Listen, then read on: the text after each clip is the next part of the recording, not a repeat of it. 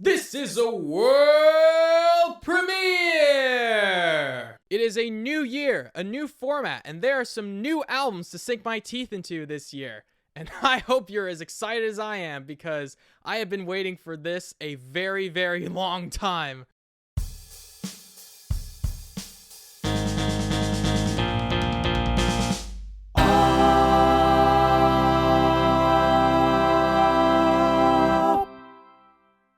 Hello everyone, and welcome to the inaugural episode of the Christened Music Podcast, where if it's listenable, it's Christenable.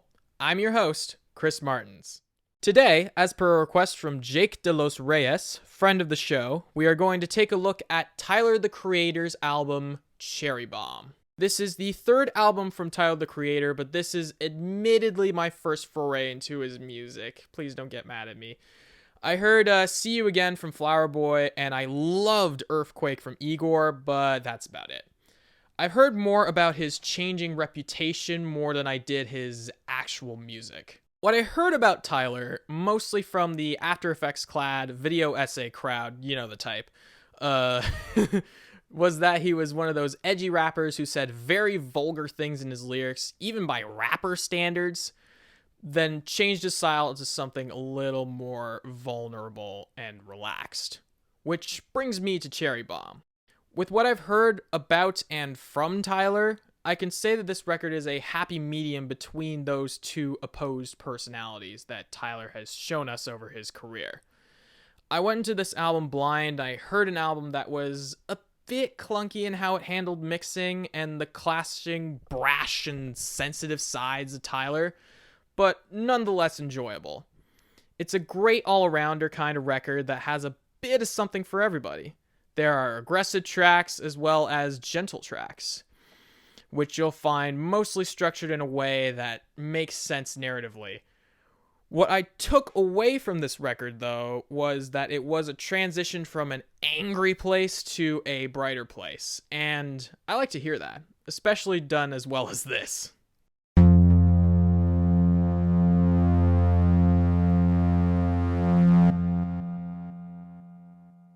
Cherry Bomb's production is something I thought I would dislike at first, and I did to an extent.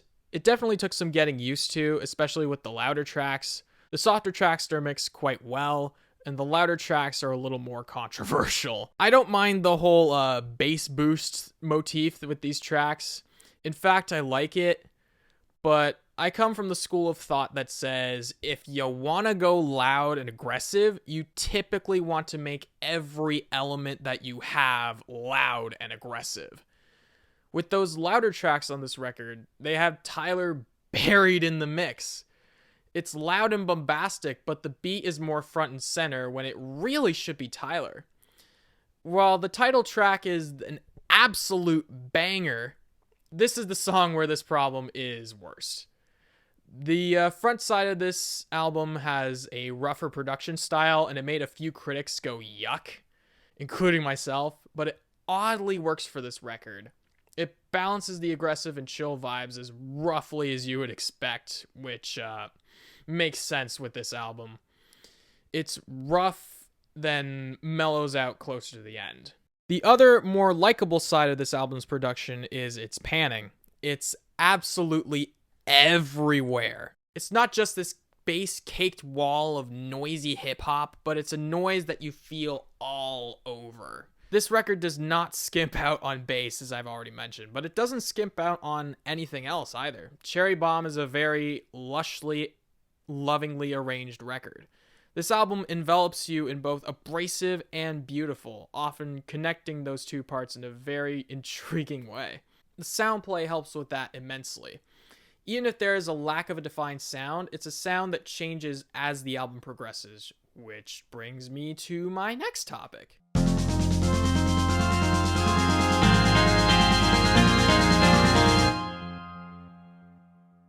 This album smacks you with power almost immediately, then starts to mellow and get pretty as it goes along. The philosophy carries out throughout the whole album and the songs themselves. The samples are used pretty well as they add extra fireworks to the album. The first two songs, Death Camp and Buffalo, are perfect examples of this, especially with that former's guitars. Whew! This album opens up with a song that you would play over a bank robbery scene a la Baby Driver if Ansel Elgort's character was really into Mac DeMarco.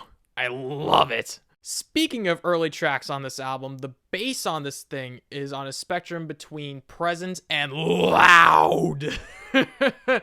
When it's in the nicer tracks, it's super funky and smooth, and on songs like the title track, it's basically one of those bass boost memes that I mentioned earlier. I like both styles, and they both give this record a lot more oomph. The drums are also pretty good as well. They fit the vibe of each track well. They are bombastic on those louder tracks and very clear and light on the lighter tracks, which brings me to the prettier aspects of this record. Pianos on this thing are beautiful, and they always add a bit of levity. Synths add a bit of the opposite, making this record a little more jagged. As mentioned, guitars go hard on this record, but they also get smooth on songs like Two Seater. Strings are very lush, and they oddly remind me of the Me Lobby music. It's a bit of an eclectic record, and its instruments are used for a lot of different things, which somehow works to this record's advantage. I don't know. Cherry Bomb sounds eclectic, and it's a bit of a mess. I don't think flow is handled very smoothly, but it oddly works. I know I've said oddly works a lot, but hey, there's a lot about this record that just oddly works. It's both orderly and chaotic at the same time. The best part of this hodgepodge of ideas is the beat switches later in the album, with songs such as Blow My Load and Two Seater going from a relaxed to a different kind of relaxed halfway through. The most aggressive and noisy tracks are mostly at the front of the record, and they are the most offensive. That said, they often have some genuinely pretty moments that allude to the tracks later on in the album. Pilot's chorus is pretty melodic, as well as Cherry Bomb with those synths. They have a bit of this millennial Gen Z targeting shoe/anime commercial vibe to them. But I mean that in the nicest way, I swear. Tyler, the Creator, is a gifted arranger who makes very creative songs, even if they are a little rough around the edges. You have to be to make an album with two diametrically opposed personalities work. Cherry Bomb chooses to hit you with the aggression first, then lay back once it thinks you're cool enough to be vulnerable and sweet around, which comes out in the song and album structure. It's a perfect representation of Tyler, the Creator's changing creative persona from bastard to flower boy.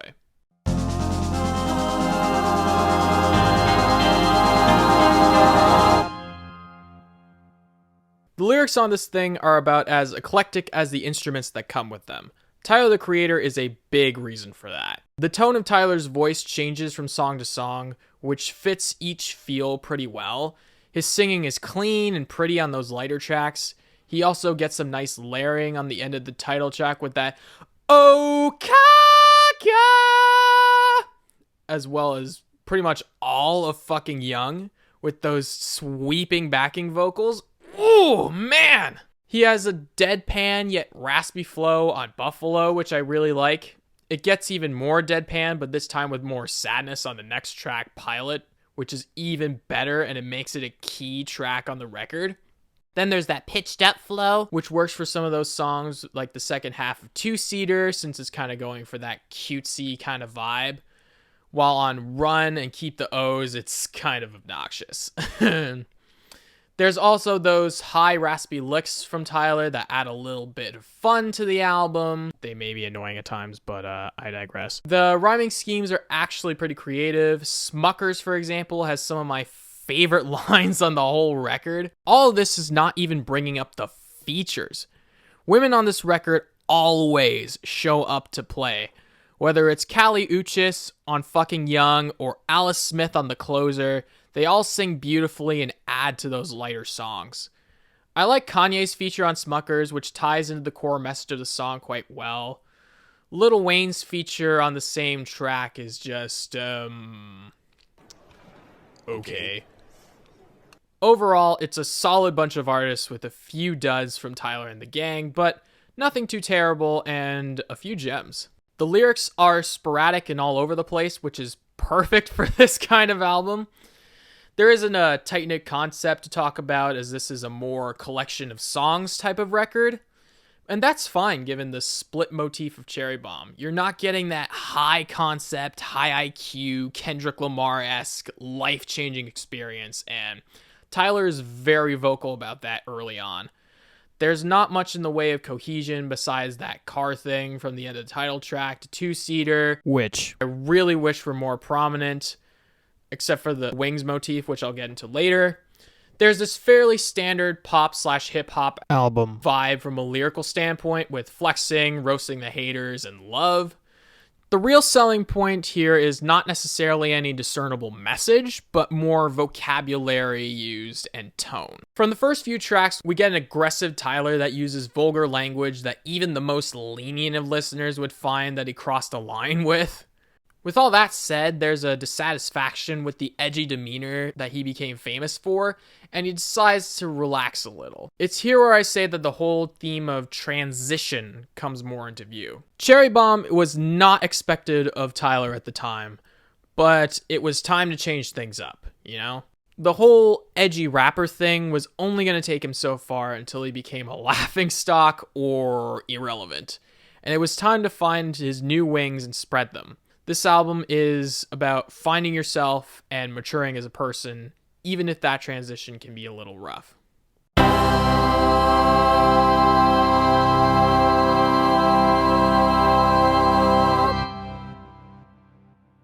I like Cherry Bomb. As unkept as it can get, I like it. Sure, I don't really vibe with all the production choices, with Tyler hanging way in the back of the mix. I feel he should be leading the charge, not the instruments. But I can say that this record stays consistent with how lushly it's arranged. The sound play is always present and interesting. Even those louder tracks manage to be all-encompassing when you put on a good pair of headphones to take a listen. The quieter tracks have my heart from a production standpoint because, man, they sound good. They don't skip out on any instruments, ever. Speaking of instruments, this composition builds this album's personality as much as the lyrics do. From booming bass to full-sounding brass to very versatile synths, Tyler the Creator has proven himself to be a very talented arranger. He uses these instruments in such a way that works well. But the best part is not necessarily instruments themselves, but how they're used. There are very few records that sound like an actual human's personality quite like Cherry Bomb. The aggressive tracks have genuinely pretty moments that are caked in harshness. It's like a rough and tough muscly dude who has a very sensitive side to him. Once you get to know this muscly dude, he turns out to be really sweet and thoughtful, and that's where these prettier tracks come in. It's a transition from rough exterior to warm interior, which brings me to the lyrics. They are delivered by a Tyler the Creator who uses a lot of different flows and tones to fit each track and each mood. The rhyming schemes really took me by surprise by how off the wall and creative they can get. Even if they're completely stupid, I love it because Tyler owns it and it's kind of funny to watch him troll the critics. But if it were just Tyler trolling the critics, I wouldn't like this album as much. It would get old really, really quickly. Knowing this, Cherry Bomb is a transition away from that aforementioned style to do something different. It's not as cohesive as I would like, but this album really shows that Tyler the Creator can write a compelling narrative. He is a maturing artist from pilot to OKAGA, California, and despite its haphazard nature, Tyler made a solid human record in Cherry Bomb. I'm giving this one a light 8 out of 10. You know, transitions can be hard, especially if you're trying to segue into sponsor sections of a podcast/YouTube video. But, points for trying?